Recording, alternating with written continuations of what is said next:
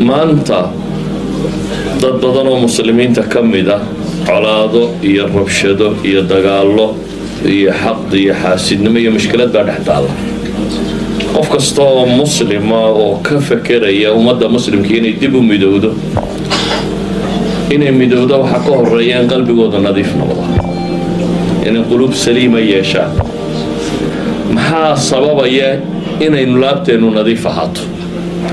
waxa kow ka ah baynu leenahay horta ilaahay baryadiisa waayo kuwaaba ilaahay wuxuu sifaynaya leeyihin walaa tajcal fii quluubina ghillan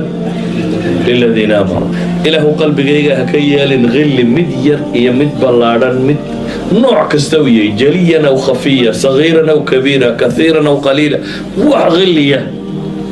ilaahu qalbigayga ha u yeelin liladiina aamanuu rabbanaa innaka ra'uuf raxiim inta iimaanka laga helay rabbow qalbigayga u nadiifi bay ku dacaysanayaan baa ilaahay leeyahay kuwa daba socda saxaabadii nebiga maanta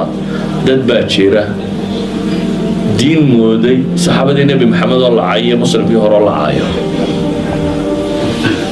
oo ka dhigtayba diin inay dadkii hore caayaan qur-aankuna wuxuu sheegayaa dadkii hore dadkay ka nabadgalaanba ah kuwa saalixiinta ah oo ilaahay subxaana wa tacaala qur-aan ku tilmaamaya nabiguna calayhi salaatu wasalaam wuxuu ku ducaysan jiray allahuma aati nafsi taqwaaha wazakkiha anta khayru man zakaaha ilaahu naftayda alla kacabsigeeda sii ilaahu adigu taskiyada waxaa la yidhaahdaa zaka bimacnaa tahir wa bimacnaa namaaba labadaba waata ilaahu naftayda nadiifi oo kori khayrka ku kori ducooyinkii nebi maxamed calayhi salaatu wasalaam ee ka soo arooray waxaa ka mida inuu odhan jiray wa as'aluka qalban saliima